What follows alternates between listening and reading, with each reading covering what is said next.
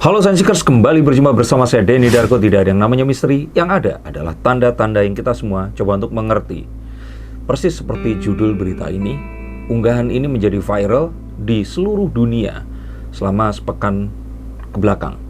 Dan ini adalah video tentang dua orang saudari, jadi kakak beradik wanita yang mencoba menyelamatkan ibunya yang terjangkit COVID-19 dengan melakukan pernafasan buatan atau resusitasi, yaitu mengembalikan fungsi paru-paru dan melancarkan aliran darah dengan bantuan memasukkan oksigen ke dalam mulut. Kita tahu bahwa COVID-19 ini penularannya melalui hidung dan mulut, dan dua orang kakak beradik ini merelakan dirinya karena melihat ibunya yang sudah sekarat. Kita langsung akan lihat, dan untuk menghindari copyright di sini saya akan play tapi akan saya potong-potong, dan saya akan bacakan subtitlenya dalam bahasa Indonesia, saya akan artikan nanti. Kita langsung lihat sekarang. Sisters have given mouth-to-mouth resuscitation in a bid to save their mother, in a desperate bid to infuse life into their mother who was lying on a stretcher. Ini fotonya. Maksud saya videonya, karena berhenti jadi foto. Dia kakak beradik yang berusaha menyelamatkan ibunya, karena ibunya saat tiba di bangsal rumah sakit ini bahkan tidak masuk ke IGD. Jadi dia ini ditempatkan di tempat sementara sambil menanti akan diberikan treatment. Mereka datang di hari Sabtu malam dan melihat rumah sakitnya sendiri kekurangan tabung oksigen, dan ibunya tampak sulit untuk bernafas. Akhirnya dua kakak beradik ini tadi berusaha untuk memberikan CPR atau bantuan pernafasan kepada ibunya. Dan ini dilakukan walaupun mereka mengetahui bahwa ibunya ini positif COVID-19. Diplay lagi. At a government hospital in Uttar Pradesh's Bharisha district, Pause. the two daughters. Ini di Uttar Pradesh District, jadi kayak di kabupaten di salah satu daerah di India, di rumah sakit pemerintahan. Dan seperti kita ketahui, selama 2 minggu ke belakang, mereka ini benar-benar kehabisan tabung oksigen, kehabisan nakes untuk bisa membantu. Bahkan saat pasien sudah meninggal pun, prosesi pembakaran atau incinerasi sendiri hingga penguburan itu berlangsung amat sangat minim dan akhirnya dilakukan dengan seadanya. Play lagi. Gave mouth-to-mouth to their mother. The scenes went viral on social media on Saturday, and people could be heard in a video complaining about the shortage of oxygen and the lack of stock. In the method of artificial respiration, a person breathes into an unconscious patient's lungs through their mouth. Sangat-sangat menyedihkan. Apalagi jika ternyata kalian pernah kehilangan ibu seperti saya. Ini sangat-sangat menyedihkan. Satu kejadian yang amat sangat disayangkan, dan tapi saat ini, bahkan detik dimana saat saya membuat video ini, India masih sangat-sangat menderita dan bantuan dari internasional tidak kunjung berhenti datang ke negara ini. Diplay lagi. To revive the patient. Now, Maharaj Suheldev Medical College's principal A.K. Sahni said on Sunday when the patient was brought to the emergency unit, her family members claimed that she was on her deathbed. But now the doctors could start her. Saat akhirnya di hari Senin, nakesnya ini sudah mulai dapat kesempatan untuk bisa merawat, dikatakan bahwa ibunya ini sudah meninggal dunia. Dan akhirnya dikonfirmasi lagi saat coba di play lagi. By the time the doctors could start her treatment, she died. Jadi saat dokter ini sudah bisa memulai treatmentnya, ini semua sudah terlambat. Sang ibu sudah wafat. Satu kondisi yang sangat menyedihkan, sangat-sangat mengerikan. Saya nggak kebayang rasanya. Silahkan komentar jika Anda pernah kehilangan ibu seperti saya. Dan saya nggak kebayang dua orang ini rasanya seperti apa. Coba di-play lagi. They got emotional and they had to give mouth-to-mouth to their mother, but then he went on to say that there was no shortage of oxygen in the medical college. Oke. Yang ingin disampaikan sederhana sekali. Ini adalah kondisi yang bahkan seluruh bangsa India pun tidak pernah menebak sebelumnya. Karena di bulan Januari, India mengalami penurunan jumlah terjangkit COVID hingga 10 kali lipat daripada sebelumnya. Dan bahkan di Februari, India dikabarkan siap untuk mengekspor vaksin COVID-19 ini ke negara lain yang lebih membutuhkan. Siapa yang menyangka dalam hitungan 2 bulan semuanya berbalik 180 derajat, dan saat ini India sedang dalam kondisi terburuk dalam sejarah India modern ini berdiri. Amat sangat menyedihkan. Silahkan lihat langsung ke sana. Dan yang lebih mengerikan lagi adalah ternyata COVID-19 ini sudah sampai ke Malaysia juga, yang gelombang kedua maksudnya. Nah, beberapa waktu yang lalu saya membuat video ramalan jika ternyata mudik ini, larangan mudik maksud saya, diabaikan dan orang-orang tetap ngotot, maka sebenarnya kematian yang akan menanti banyak orang. Dan ironinya bukan mereka yang mudik yang mungkin akan meninggal, tapi orang-orang yang lainnya. Kenapa? Nah, kita langsung akan lihat lagi ke kartu saya. Nanti di tengah-tengah saya akan putarkan satu video lagi, tapi sebelum itu kita langsung akan lihat kira-kira seperti apa sih ke depannya. Karena ini lumayan rame, kalau boleh saya bacakan komentar-komentar dari video saya yang saya naikkan beberapa saat sebelumnya. Tolong video yang sebelumnya. Pause. Tidak. Jika ternyata kalian mendapatkan tautan WhatsApp, ini videonya. Jangan hanya percaya apa yang ditulis oleh yang mereshare atau apapun, tapi nonton langsung videonya secara lengkap, karena saya pun ingin Anda semua menonton secara lengkap. Nah, tapi silahkan nonton, ini judulnya, dan langsung dicari. Kita akan lihat komentarnya. Lihat komentar. Pause. Ada komentar yang positif seperti Widya Ulfa. Ya Allah, lindungilah keempat orang tuaku, jauhkan mereka dari segala penyakit, panjangkan umurnya. Buat saudara-saudara merantau, please jangan mudik dulu. Bla bla bla bla bla bla. Kita lihat balasannya. Oke. Emangnya yang bawa penyakit orang rantau? Jangan salahkan orang rantau, yang kena COVID orang asli pribumi juga banyak. Ini ujar Suharni Ari. Apa salahnya antisipasi? Memang nggak selalu orang mudik membawa virus kalau dilalah. Mungkin maksudnya dilalah atau ya kehendak Tuhan membawa virus. Apa nggak kasihan orang-orang yang sepuh di rumah? Nah, ini ada dialog di situ. Nah, dan akhirnya terjadi banyak komentar karena memang akhirnya terbelah menjadi dua. Walaupun duanya ini nggak sama besar. Karena kalau kita lihat, yang menyukai video saya ini ada 10.000 orang. Coba dilihat. 10.000 orang dari penonton 370.000 orang, dan yang tidak menyukai 10%-nya ada 1.000 orang. Ke bawah lagi kita akan lihat komentar orang yang lainnya. Oke. Nah, aku udah ngalamin sendiri kena COVID, nggak enak banget, sumpah nafasnya nyesek banget, nggak bisa nyium bau, indera perasa juga hilang, bla bla bla bla bla bla, dari Retno Sugiyarti. Silakan dibaca. Ini adalah yang positif. Dan ke bawah lagi. Stop. Saya rela tiket pesawat hangus hanya untuk memenuhi protokol pemerintah Indonesia demi menjaga keselamatan kita bersama. Makasih infonya Kak Denny dan sebagainya. Reza Asyati. Oke. Ke bawah lagi.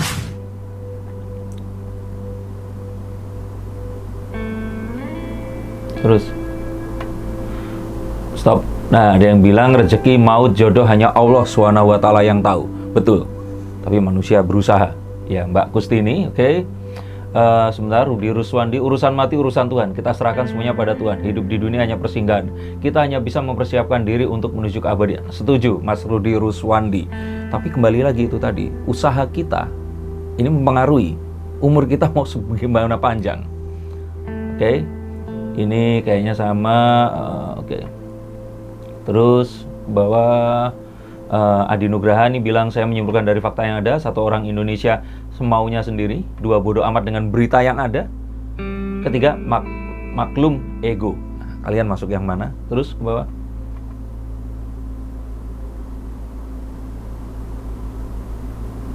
Terus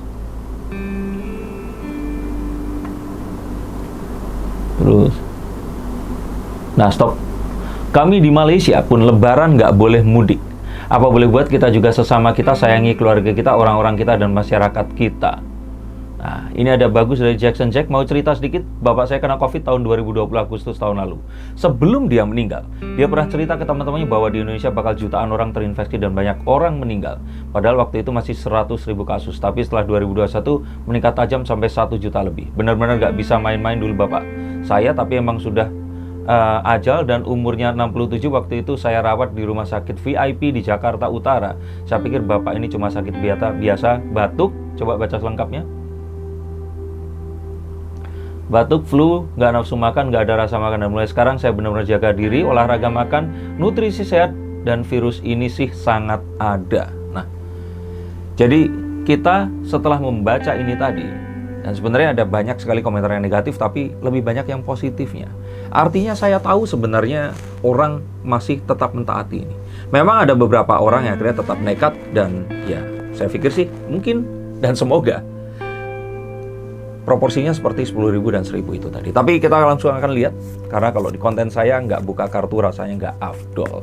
Saya ambil satu, saya ambil lagi dari tengah, 2, 3, 4, 5, 6, 7, 8, 9, 10. Kita langsung akan lihat dari kartu-kartu saya ini, kira-kira akan apa saja yang akan terjadi. Yang pertama, oke. The Ten of Cups, keinginan kita untuk berjumpa dengan orang yang terkasih yang sudah tertahan selama 2 tahun. Ingat, bukan 1 tahun tapi 2 tahun, memang sangatlah besar. Tetapi yang saya lihat di sini, kalau kita tetap ngotot, maka India yang semakin parah dan Malaysia yang mengekor ini tadi, ini nggak pakai lama akan sampai di Indonesia. Ingat, munculnya nggak langsung hari ini, tapi 1 minggu hingga 2 minggu setelah kita melakukan apa yang kita lakukan yang menyebabkan ini tadi terjadi. Ingat, virus tersebut tidak memiliki kaki, sayap, dan tidak bisa berteleportasi. Dia harus dibawa oleh carrier-nya. Sehingga jangan sampai kebahagiaan yang kita inginkan ini akan berakhir dengan kematian. Sekali lagi, jangan sampai. Dan di sini saya sampaikan bahwa apa yang terjadi di India tadi sangat menyedihkan sekali. Jangan sampai terjadi di Indonesia. Dan kalau saya lihat lagi di sini, ada kartu The Star, bahwa ini adalah bagaimana negara ini mengetahui apa yang terbaik untuk masyarakatnya. Sekarang tidak ada satu negara pun yang ingin masyarakatnya ini tadi terus kemudian dimanfaatkan jadi terus malah meninggal dunia, tambah sakit, dan sebagainya. Oke, fine, memang ada politik. Tapi mereka ini adalah orang-orang juga yang baik. Mereka tidak ujuk-ujuk jadi presiden, menteri, dan semuanya. Mereka orang-orang berdedikasi tinggi dan memiliki keluarga, dan mereka juga harus bertanggung jawab terhadap apa yang mereka perintahkan. Nah, kita ikuti arahannya. The Star adalah kartu yang meminta kita untuk mengikuti kompas. Arah yang jelas agar kita mengikuti arah bintang yang paling terang dan tidak mengikuti yang lainnya. Saat kita nanti kesasar, itu adalah kesalahan kita sendiri. Tapi saat kita mengikuti bintang itu, apapun yang terjadi perjalanannya, saya yakin ini adalah sebuah hal yang positif. Kepatuhan ini masih rendah, dan masih banyak orang-orang yang, kalau kita lihat di TikTok, orang yang mau mudik ke Tasikmalaya, mereka pergi dulu bilang kalau mau ke Bakoheni. Nah, terus kemudian mereka dikasih surat jalan balik. Nah, ini adalah cara-cara yang ini lucu, tapi nggak lucu kalau ternyata nanti mereka ternyata di carrier untuk penyakit ini tadi. Kita langsung lihat ke kartu berikutnya, ada The Magician. Nah, semua orang ini rindu. Saya pun juga rindu sama ayah saya. Saya rindu dengan makanan khas di daerah saya. Saya rindu di masjid tempat saya dulu sholat. Waktu pertama kali saya diajarkan sholat oleh orang tua saya. Saya rindu akan bau kota saya, semua tentang apapun. Saya berasal dari Tulungagung, Jawa Timur, dan hati ini sangat-sangat rindu ingin kembali ke sana. Tetapi jika ini ternyata nanti hanya akan menjadikan ini semua sebuah akhir untuk orang tua saya atau orang-orang yang saya jumpai di jalan dan orang tua mereka, mohon kita semua lebih cerdas daripada ini. Kita tahu bahwa sebenarnya ini bukan permasalahan agama.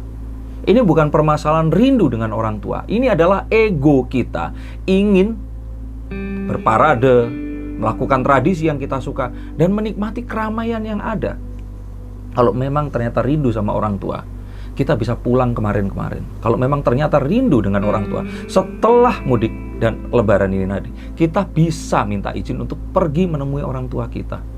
Apakah memang kita mempergunakan orang tua saja hanya untuk keinginan kita dan ego kita kembali ke daerah, terus kemudian kita akan pamer kekayaan kita, ketemu dengan mantan pacar mungkin atau siapapun itu? Nah, jangan gunakan ini. Karena apa? Kalaupun ternyata kondisinya normal, it's okay untuk melakukan itu. Tapi dengan kondisi sekarang, Anda semua lebih cerdas daripada ini. Jadi please jangan mudik dan dengarkan baik-baik himbauan dari pemerintah. Ada banyak hal yang akan saya tunjukkan nanti. Please, saya yakin paket data yang Anda akan berikan akan bisa kembali dalam bentuk informasi yang akan belum pernah mungkin Anda dapatkan di tempat lain. Oke, lanjut lagi di sini. Kita akan lihat dari kartu berikutnya. The King of Pentacles. Seseorang ini akan baru merasa tegas dan dia akan menjadi percaya karena melihat hal-hal yang memang dia rasakan dengan panca indera mereka. Terhitung sejak tahun lalu, ada 5 orang yang saya kenal secara personal yang meninggal dunia karena COVID. Mengapa? Karena mereka memang dimakamkan dengan protokol COVID dan jelas mereka terjangkiti COVID. Nah, jika kalian belum pernah mengalami ini, wajar kalau kalian mengatakan bahwa ini konspirasi, ini cuma dibesar-besarkan, dan yang lain-lain lagi. Tapi apakah harus menunggu orang terdekat kalian terjangkiti dan meninggal dunia untuk merasakan ini? Saya pikir sih jangan. Nah, kalau ini tidak ada ruginya, please ditunda dulu 2 tahun. Dan ini nundanya nggak harus 2 tahun. Yang kita tunda 2 tahun adalah ego kita ingin merayakan apa yang biasa kita rayakan puluhan tahun sebelumnya. Kalau ternyata orang tua digunakan sebagai alasan, apakah kalian menelpon mereka setiap hari? Apakah kalian peduli dan ngirimin duit ke mereka setiap saat? Oke, saya nggak mau jauh-jauh lagi dan kita langsung akan lihat ke kartu berikutnya, The Hierophant. Semua ini tentang bagaimana kita mengetahui sesuatu. Kita menjadi memiliki sebuah pengetahuan tentang apapun yang saat ini terjadi. Karena jika kita lose contact, lose data, dan semua tentang apa yang terjadi, maka kita akan mulai dari nol lagi. Betul sekali. Orang banyak yang menanyakan kenapa kalau mudik nggak boleh, tapi wisata diperbolehkan, pergi ke mall dibolehkan, buka bareng masih merajalela, Tanah Abang masih full. Oke, kita kalau menurut saya bisa saja ini keliru, tapi coba dengarkan pitch dari saya ini. Saya pikir sih pemerintah melihat gelombang sebesar ini, mereka mengetahui bahwa tidak memiliki satu cara yang lain untuk men-tracing penyakit ini selain dengan mengkonten atau mengumpulkan orang di daerah tempat mereka tinggal. Kebayang kalau seandainya saya pindah, saya pulang ke Tulungagung, di sana saya bawa penyakit atau sakit di sana dan sebagainya, menyebarkan penyakitnya, maka saya tidak akan diketahui saya asalnya dari mana. Karena ini akan bercampur. Ya, kalau saya naik pesawat nggak ketemu orang, terus nyampe di Tulungagung, tapi kenyataannya saya harus pergi ke bandara. Di bandara saya ketemu dengan banyak orang, dan saya naik pesawat, terus kemudian saya turun di Surabaya, saya naik mobil lagi ke Tulungagung. Ya, Tulungagung di mana silahkan di-browse saja. Artinya ada banyak sekali variabel yang muncul dan ini tidak akan bisa dilacak balik.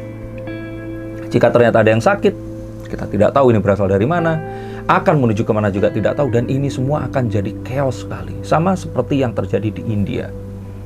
Tidak ada yang bisa men-stop ini tadi. Dan jika ini sudah terjadi sekali saja, ini seperti reaksi fusi yang tidak akan pernah berhenti sampai ya mungkin nanti mengkonsumsi satu titik tertentu manusia meninggal, ini baru bisa diketahui. Belum lagi tentang tenaga kesehatan dan fasilitas rumah sakit yang ada di daerah. Tidak dipungkiri bahwa orang-orang mudik itu bukan dari kota besar ke kota besar, tapi dari kota besar ke kota yang lebih kecil.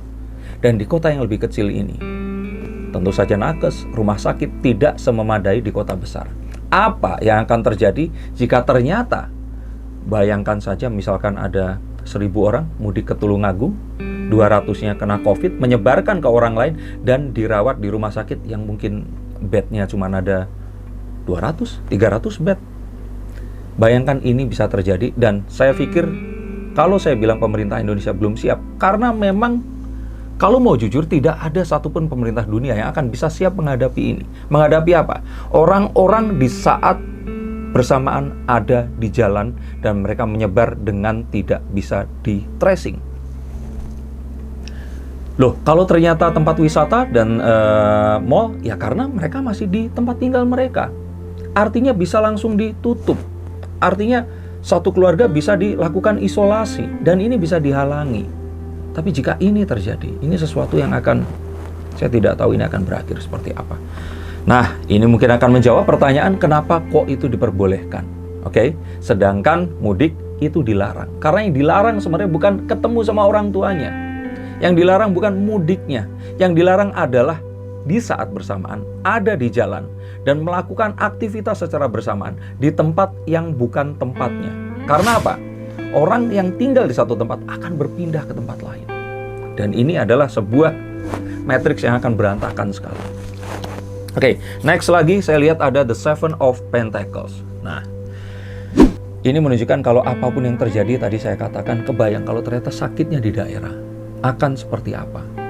Dan saat nanti sudah sakit, terus nanti tidak bisa kembali ke Jakarta lagi, Surabaya lagi, ke kota besar tempat mereka berasal, ini akan lebih runyam lagi. Dikirimkan kembali jadi masalah, di sana akan lebih jadi masalah lagi. Sehingga apapun yang terjadi ini tentu saja akan jadi sesuatu yang tidak bisa dikendalikan dan ya di luar rencana. Nah, menghindari ini, pemerintah akhirnya memberikan larangan-larangan yang bahkan mulai hari ini pun diupdate lagi bahwa mudik di daerah yang sama pun itu sudah dilarang. Nah, ini kemudian menimbulkan satu kebingungan, tapi di saat yang bersamaan saya berpikir ya kita berhusnuzon saja kepada pemerintah karena memang ini yang diharapkan untuk menekan hal ini terjadi. Dan ini semua dilakukan karena ya sudah nggak terbendung. Karena pemerintah sebenarnya sudah tahu masyarakat ini dilarang pun mereka tetap akan melakukan. Sehingga tujuan pelarangannya bukan untuk membuat ini jadi 0, tapi memperkecil yang tadinya 100 mungkin akan jadi cuma 30. Dan saya pikir ini sudah terjadi, melihat komen yang sudah mulai positif, dan saya pikir semuanya akhirnya sudah mengetahui tentang bahayanya COVID-19 ini jika ternyata ini terjadi tanpa tracing dan terjadi di saat bersamaan. The Hangman. Kita harus tahu bahwa sebenarnya vaksin itu tidak memberikan kekebalan. Kita tahu bahwa saat kita divaksin, itu sama seperti orang tergantung ini. Kita hidup, tapi ya tergantung. Kita tidak bisa melakukan apa-apa karena kita harus melakukan dengan hati-hati. Nah, orang menyalahartikan sehingga muncul sebuah euforia bahwa setelah tervaksin, orang ini akan menjadi kebal terhadap COVID. Itu salah besar. Pada kenyataannya vaksin hanya memberikan kekebalan sehingga saat kita nanti terkena COVID itu tadi, maka hasilnya tidak akan terlalu parah dibandingkan orang yang terkena COVID-19. Nah, tapi di saat bersamaan, artinya orang-orang ini tadi akan tidak serentan orang yang tidak terkena vaksin. Artinya mereka bisa menjadi carrier, bisa menjadi orang tanpa gejala yang bepergian kemana-mana. Mungkin saya malah berpikir jangan-jangan orang yang divaksin ini harus lebih hati-hati. Karena saat mereka terjangkit mungkin lebih tidak terlihat dibandingkan orang yang sudah divaksin. Kita lihat 3 kartu yang terakhir. Saya lihat ada The Queen of Wands. Idul Fitri ini adalah titik penentu untuk tujuan kedepannya ini akan seperti apa. Ketegasan pemerintah dan ketegasan kita ini adalah yang paling utama. Jika kita berhasil meredam perkembangan COVID-19 di saat Idul Fitri nanti, saya pikir kita akan menutup tahun ini dengan kegembiraan. Dan semoga tahun depan semuanya akan lebih cerah lagi. Tapi saya tidak bisa menjamin di luar negeri. Dan saat itu datang masuk ke Indonesia, itu akan jadi perkara yang berbeda nanti. Tapi jika kita berhasil menahan ini, maka sebenarnya ini adalah titik yang paling berbahaya. Titik di mana semuanya akan bisa memuncak dengan cepat. Dan jika kita berhasil menunda ini, seharusnya semua yang baik akan mulai terjadi di bulan Juni, Juli, Agustus hingga akhir tahun. Tapi ingat, jika ternyata ini tidak terjadi, maka ramalan saya yang sebelumnya tetaplah akan terjadi. Akan banyak sekali kematian dan orang-orang akan menderita. Saya juga ramalkan di sini bahwa setelah itu sebenarnya kita masih punya kesempatan untuk mudik. Setelah ini kita punya kesempatan untuk kembali lagi ke kehidupan kita yang kemarin. Setelah ini jika ternyata perbatasan bisa dijaga, maka kita akan bisa memperoleh herd immunity yang lebih cepat dengan divaksinnya bangsa Indonesia, seluruh masyarakat yang akan berakhir pada 2022 nanti. Dan jika ini semua terjadi, maka kita akan menuju ke pembangunan yang lebih baik lagi, dan kita mulai bisa membangun diri dari apa yang kemarin terjadi dan sudah diporak-porandakan oleh COVID-19 ini. Dan yang terakhir di sini adalah tetap apapun yang akan kita lakukan saat kita tidak mudik, kita mau pergi bersama keluarga, berwisata atau apapun, sebenarnya itu tidak dilarang. Yang pasti, jika ternyata tempatnya sudah terlalu banyak orang, maka hindarilah. Jika ternyata memang kita harus pergi ke satu tempat dan kita harus berada di tempat itu lebih lama, maka taati prokesnya. Dan sebisa mungkin jangan ajak anggota keluarga yang kecil dan yang manula untuk pergi ke tempat-tempat seperti ini. Jadi sebenarnya kita tahu bahwa ini semua adalah sebuah upaya untuk menekan sesuatu yang pemerintah memang sudah tahu kalau rakyatnya ini bandel dan ngeyel. Tapi dengan ini semua seharusnya COVID-19 akan lebih bisa dikontain dan kita akan bisa melalui 2021 ini dengan lebih optimis lagi. Terima kasih, sampai jumpa dan salam.